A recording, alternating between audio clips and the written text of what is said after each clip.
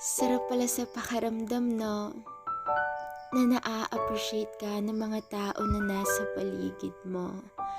Yung kahit na simpleng bagay lang naman yung ginawa mo, ay sobra ng pasasalamat nila sa'yo.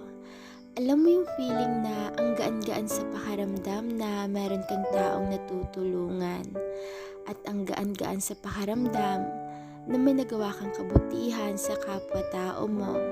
Wala, na-share ko lang. Sarap kasi talaga sa pakiramdam ng ganitong pakiramdam na yung kahit eto lang ako, ay may natutulungan ako. Yung kahit eto lang ako, ay may nagawa rin akong kabutihan dito sa mundo. Ang saya lang talaga no kapag may natutulungan kang ibang tao.